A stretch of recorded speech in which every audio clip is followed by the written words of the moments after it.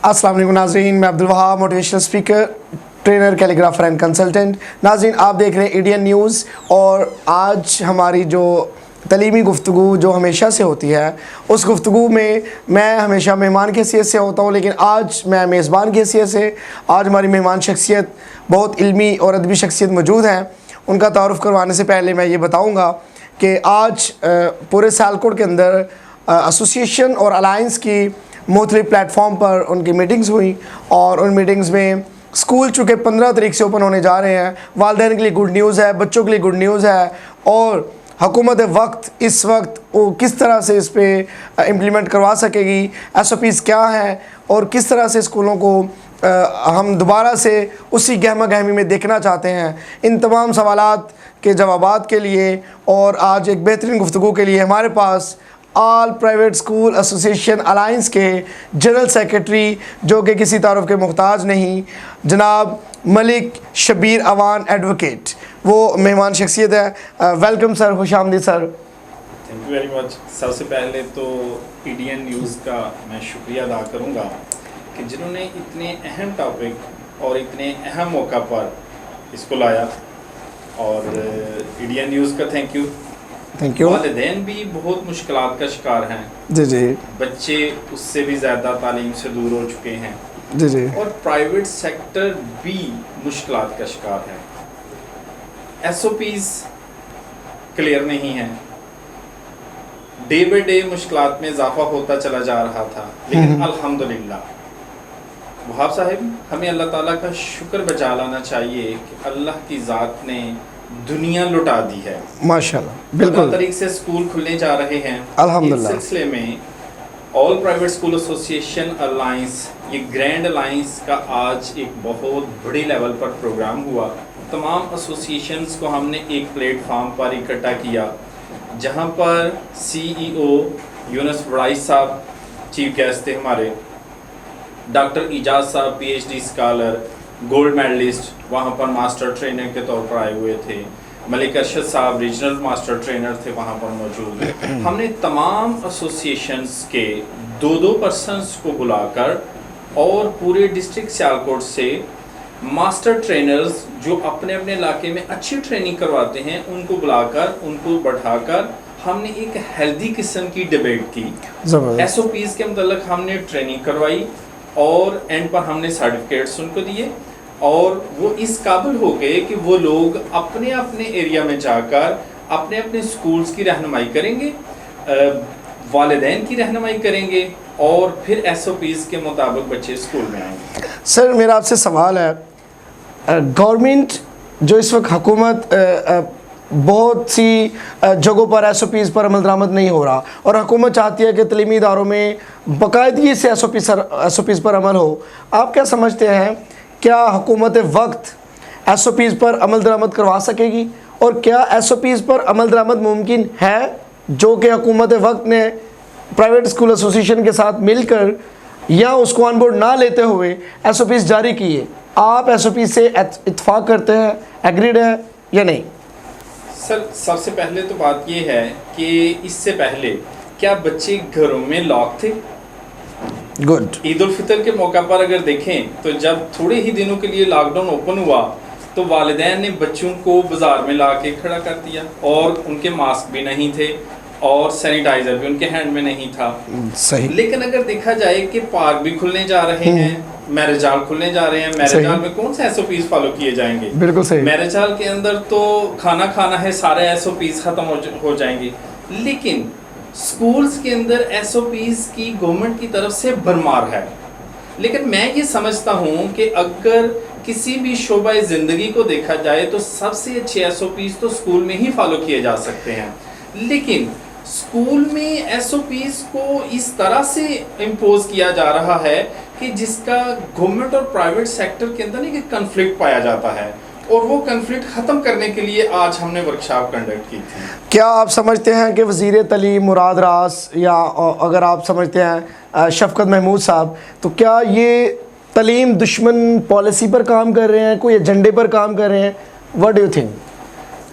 इस सिलसिले में मैं ये कहना चाहूँगा कि जैसे हमारी लीडरशिप है, अगर ये गवर्नमेंट सेक्टर और प्राइवेट सेक्टर को एक साथ लेकर चलें, उन्हें एक प्लेटफॉर्म पर बिठाकर SOPs को तैयार किया जाए। जी। और आई थिंक सो कि फिर ये गवर्नमेंट सेक्टर के अंदर भी और प्राइवेट सेक्टर के अंदर भी बेस्ट इम्प्लीमेंटेड होंगे। लेकिन सॉरी सर, असल में ये सिर्फ ऐसे लगता है कि जैसे किसी एक रूम में बैठ के इसको बना दिया जाता है, और जब ये प्रैक्टिकली तौर पर फील्ड में आता है तो उसमें काफ़ी सारी प्रॉब्लम सामने आ जाती है। सर मेरे एक बड़ा अहम क्वेश्चन है कि मुझे इस बात की समझ नहीं आती, और ये मुझे बताइएगा, चूँकि मेरा खुद भी ताल्लुक़ आप समझते हैं तालीम के साथ है और आपको पता है इस बात का, क्या SOPs बनाने के लिए हमें प्राइवेट एसोसिएशंस को ऑन बोर्ड लेना नहीं चाहिए था? नंबर 1, क्या वो तमाम टीचर्स जिनका ताल्लुक़ स्कूल के साथ है, वो ऐसी तमाम वो पर्सनालिटीज़ जो ट्रेनर जो स्कूल के साथ मुंसलिक हैं,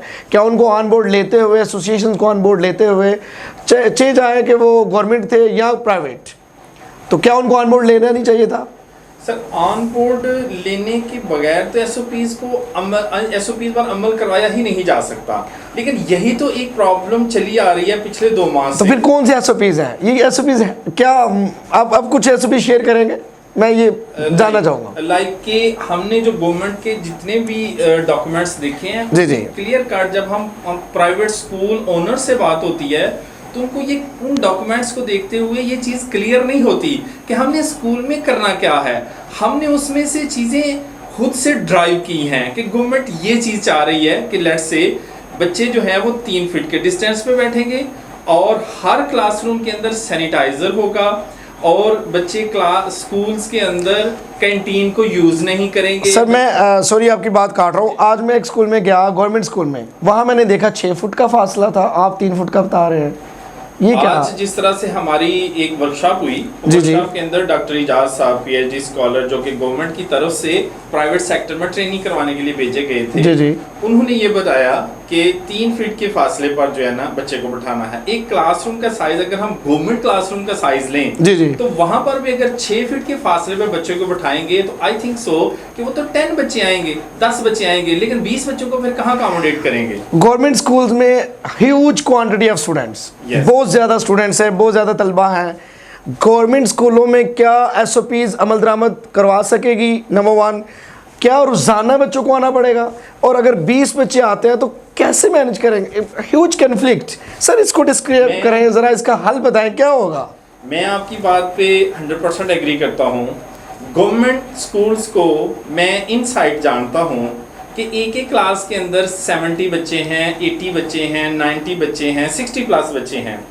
अब डबल शिफ्ट भी अलाउड नहीं है, वो भी अलाउड नहीं है, बिल्कुल। और अल्टरनेटिव डे के अंदर बच्चे को लेके आना है, बिल्कुल सही। 20 बच्चे एक दिन आगे, सही, 20 बच्चे एक दिन आगे, जो अदर 40 बच्चे हैं वो किस दिन आएंगे? अगर इसका मतलब है कि हर रोज 20 बच्चे आएंगे तो एक बच्चा फिर 4 दिन के बाद आएगा, यानी 5वें दिन आएगा, वीक में 1 दिन आएगा, तो फिर उससे जो तालीम का एक तसलसल है ना वो बरकरार नहीं रखे रहेगा। सर तालीम तो नाम ही एक कंटिन्यूटी का है और एक तसलसल का नाम है, डेली, और वो अगर आप 12 घंटे के अंदर अंदर अपना लेसन रिवाइज नहीं करते तो भूल जाता है। अब यहाँ पर मुझे एक बड़ी अहम बात मैं इस चीज़ को करना चाह रहा हूँ। 15 जुलाई से या 15 जुलाई से पहले ये तैयारी हो चुकी कि स्कूल 15 सितंबर को खुलेंगे। 2 माह में भी SOPs क्लियर नहीं हो सके, 2 माह में भी अभी तक ये चीज़ क्लियर नहीं हो सकी। 2 दिन के बाद 15 को स्कूल खुलने जा रहे हैं, लेकिन अभी तक ये चीज़ क्यों नहीं क्लियर हो सकी कि SOPs पर अमल कैसे होगा? क्या उसकी कोई मॉक एक्सरसाइज, उसका कोई डेमो, गवर्नमेंट को डेमोन्स्ट्रेशन दिखा दे, कोई वीडियो में दिखा दे, कोई वर्बली बता दे, इसके बारे में आप क्या कहते हैं? इसके लिए बेसिकली ना 2 रीज़न है सर जिसकी वजह से ये अमल नहीं हो सका। जी। नंबर 1, गवर्नमेंट के जो अपने गवर्नमेंट स्कूल्स हैं ना, उनमें इतना एडवांस इंफ्रास्ट्रक्चर नहीं है। बिल्कुल एग्री करता हूं, बिल्कुल ठीक है। अब देखिए मैं डिस्ट्रिक्ट सियालकोट की बात करता हूं, सही। मैं इसको प्राइवेट सेक्टर में लीड कर रहा हूं। 2400 प्राइवेट स्कूल्स हैं और 1800 गवर्नमेंट स्कूल्स हैं। ओके। 60% तादाद जो है वो प्राइवेट स्कूल्स के पास है और 40% तादाद जो है वो गवर्नमेंट के पास है। अब गवर्नमेंट जो है वो ज्यादा फोकस करती है गवर्नमेंट एम्प्लॉयज को, ओके, और जबकि 60% को इग्नोर कर देते हैं। और जबकि वही 60% पाकिस्तान में एक अच्छी कम्युनिटी, एक अच्छी लीडरशिप, एक अच्छी जो स्टूडेंट्स को तैयार करने में वो किरदार अदा कर रही है, वो ज़्यादा बेहतर रोल प्ले कर रही है। तो इसका मतलब है कि गवर्नमेंट बाकायदा तौर पर ऐसी टीम ही हायर नहीं कर सकी जो उनको प्रैक्टिकली एसओपीज़ दे सके। तो ये तो इसका मतलब है कि अभी तक भी एसओपीज़ पर इम्प्लीमेंट क्लियर नहीं है। यस। चले, माँ बाप के हवाले से, आप वालिदैन हैं, आप घरों में बच्चे हैं, आप वालिदैन को मोटिवेट कर सकते हैं क्या? आप वालिदैन को ये चाहते हैं, उनको बताना, वालिदैन खुद चाहते हैं कि स्कूल में आएँ, बच्चे जाएं, और वो खुद भी परेशान हो चुके, बच्चों की आदत बिगड़ चुकी हैं। आप वालिदैन को कैसे पॉजिटिव मैसेज देते हैं और कैसे आगाही देते हैं, वो ज़रा बताइए। ये मैं इंडियन न्यूज़ का शुक्रिया अदा करूँगा जिसने इतना अच्छा प्रोग्राम मैनेज किया है कि आज ये मैसेज जो है ये वालिदैन तक जाना है। और अगर देखा जाए तो गवर्नमेंट सेक्टर ने प्राइवेट सेक्टर को ये भी अलाउ नहीं किया कि हम पेरेंट्स को बुलाकर उनको हम अवेयरनेस दे सकें कि आपने बच्चों को स्कूल में भेजना है और उससे पहले कुछ आपके करने वाले काम हैं। बहुत हो ज़बरदस्त पॉइंट। सोशल मीडिया जो है, जैसे इंडियन न्यूज़ ये काम कर रहा है, तो इंडियन न्यूज़ के थ्रू ही हम मैसेज पहुंचा सकते हैं। मेरे बहुत सारे प्रिंसिपल्स के साथ ये बात हुई। सर, उनका क्या कहना था? उनका ये कहना था कि अगर हम वालिदैन को बुलाकर उनको अवेयर करते हैं तो हमें ये डर है कि स्कूल खोला है और कोई छापा लग गया तो स्कूल सीज होने का खतरा है। अब ये जो गवर्नमेंट और प्राइवेट सेक्टर के अंदर ये जो डर है और ये जो कन्फ्लिक्ट है, इसको ख़त्म करने के लिए अलायंस को क्रिएट किया गया और एप्सा इसके लिए बेस्ट किरदार अदा कर रही है जिस तरह इंडियन न्यूज़ अदा कर रहा है। तो सर, आपने क्वेश्चन किया कि वालिदैन के हवाले से, तो सर वालिदैन के हवाले से वालिदैन को सबसे पहले जब बच्चे को स्कूल भेजना है ना, तो उसके लिए पहले जैसा माहौल जहन में नहीं रखना। सही। क्यों?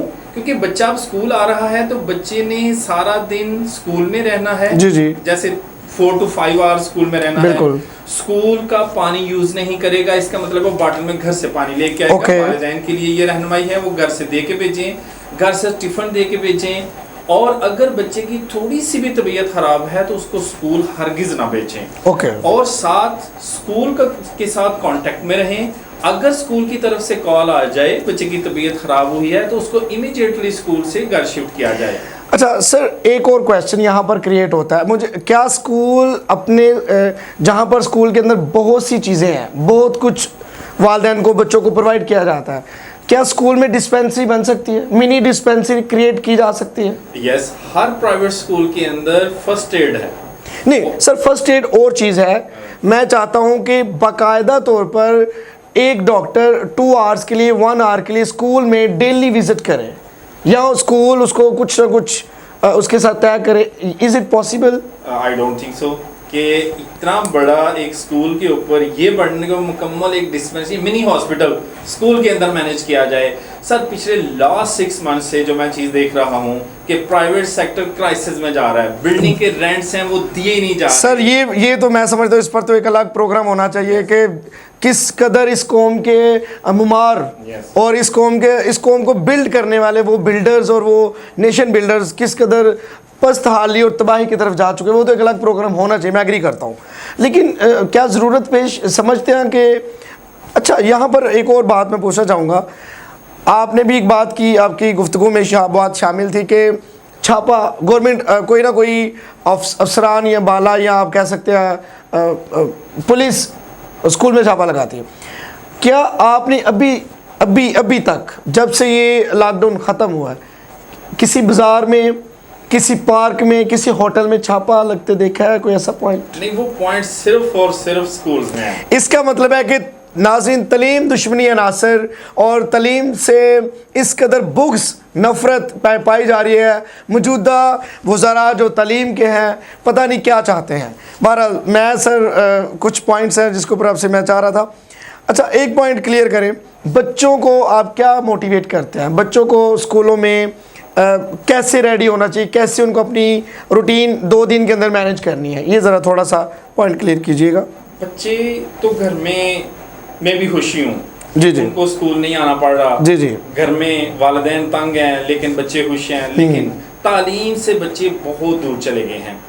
बच्चों को अब अल्लाह का शुक्र अदा करना चाहिए कि स्कूल खुल गए हैं, एक्टिविटी एक खुली है, बच्चे स्कूल आए, एक्टिवली स्कूल आए, सही, और ये माइंड क्रिएट करके आए कि अल्लाह ताला ने जिंदगी को बरकरार रखा है। बहुत से लोग जो हमारे दरमियान मौजूद थे कोरोना की वजह से चले गए, और अब दोबारा अल्लाह ने हमें सेहत और तंदुरुस्ती के साथ दोबारा स्कूल लौटा दिए हैं, हमारी जो दरसगाहें हमें लौटा दी हैं। तो बच्चों को बड़े एक्टिवली स्कूल आना चाहिए और बड़े एक्टिवली पार्टिसिपेट और असातिज़ा के साथ बड़ा तावन करना चाहिए, क्योंकि वो बच्चे जो 6 माह के अंदर बिगड़ गए हैं, चूंकि वो असातिज़ा के पास नहीं थे, वालिदैन के पास थे। जी। और सर वालिदैन जो है ये बरकरार ये शिकायत कर रहे हैं कि बच्चे बहुत बिगड़ गए हैं। जी। अब SOPs पे भी अमल करना है और ये किस तरह कराना है, ये अब स्कूल के लिए बहुत बड़ा चैलेंज है। बिल्कुल। अच्छा, आखिरी प्रोग्राम, आखिरी सेगमेंट की तरफ जा रहे हैं और आपसे एक सवाल, बड़ा इंपॉर्टेंट सवाल है जिसका मैं समझता हूँ कि हर बच्चे को इंतज़ार है। इस सवाल का ताल्लुक डायरेक्टली इनडायरेक्टली स्कूल के साथ है, बच्चे के साथ है। स्मार्ट सिलेबस, ये क्या है? स्मार्ट सिलेबस क्या है? ये तो सर क्या होगा 2020 में? स्मार्ट सिलेबस क्या किरदार अदा करेगा? 2021 क्या बनेगा? सर क्या कहते हैं? अभी अगर देखा जाए तो ड्यूरेशन बहुत शार्ट हो गई है। सही। और उसके अंदर ऑलमोस्ट 4 मंथ्स। गवर्नमेंट का ये स्मार्ट सिलेबस इंट्रोड्यूस करवाना, ये मैं समझता हूँ कि बहुत काबिल तारीफ है, अच्छी बात है, लेकिन गवर्नमेंट ने इसके लिए ठीक SOPs वज़ा नहीं किए। फिर नाज़रीन वही बात, वही पॉइंट, SOPs ही क्लियर नहीं है, वो टीम ही गवर्नमेंट के पास नहीं है, या गवर्नमेंट वो टीम लेना ही नहीं चाहती। गवर्नमेंट के पास वो टीम ही नहीं है जो टीम SOPs तैयार कर सके। और सर अभी बात कर रहे हैं कि स्मार्ट सिलेबस के भी SOPs क्लियर नहीं है। आप क्या समझते हैं 9-10 की अगर बात करते हैं, कितने चैप्टर्स होने चाहिए? 9-10 के हवाले से जो गवर्नमेंट ने SOPs दिए हैं ना, जी, वो ड्यूरेशन के मुताबिक अगर देखा जाए तो वो काफ़ी हद तक ठीक है। मैथमेटिक्स के कुछ क्वेश्चंस मिस किए हैं, बायो के कुछ क्वेश्चंस या चैप्टर्स, नहीं, मैथमेटिक्स के क्वेश्चन मिस किए हैं, लेकिन उर्दू के चैप्टर मिस किए हैं, इंग्लिश के चैप्टर मिस किए हैं। और ये देखा जाए कि बच्चे की जब इतनी ज़्यादा टॉपिक जो कोर टॉपिक्स हैं वो मिस होंगे तो फर्स्ट ईयर सेकेंड ईयर में प्रॉब्लम आएगी। अच्छा, आप सर क्या समझते हैं? देखिए क्वेश्चन क्रिएट होते जाएंगे, प्रोग्राम हमारा लंबा होता जाएगा, और मैं नहीं समझता कि हमारे सामीन, लेकिन सामीन नाज़रीन, ये आपके लिए ही प्रोग्राम तरतीब दिया गया है और मैं चाहता हूँ कि वो सारे सवालात क्लियर हों जो आपके माइंड में हदशात है। सर एक बड़ा अहम पॉइंट है, क्या स्मार्ट सिलेबस आने के बाद स्मार्ट चेकिंग आ जाएगी, बच्चे मज़ीद डर में चले जाएंगे? What do you think? I think so कि बच्चों के लिए ये डर ज़रूर है कि बच्चे छुट्टियों में कुछ ना कुछ स्टडी करते रहे हैं। अब इसके लिए बच्चों को मैंने जो देखा, बच्चों के लिए एक डिसअपॉइंटमेंट ये है कि बच्चे जो तैयारी करके छुट्टियों में कुछ ना कुछ घर जाएंगे तो वो सिलेबस का हिस्सा नहीं है। अगर आप कुछ टॉपर्स को समझते हैं, टॉपर्स ने पूरी बुक पढ़ ली, हाँ, उनके क्लियर हो गए, हाँ, तो उनका तो स्मार्ट सिलेबस तो उनका स्मार्ट सिलेबस नहीं रहा। और उसके लिए बच्चे जो है ना, एक ये डिसअपॉइंट मैं देख रहा हूँ आजकल में कि स्मार्ट सिलेबस आ गया, हमने तो ये स्टडी कर ली थी और यही मेरा ज़्यादा क्लियर है चैप्टर, और यही मिस हुआ, और यही मिस हो गया अंदर से।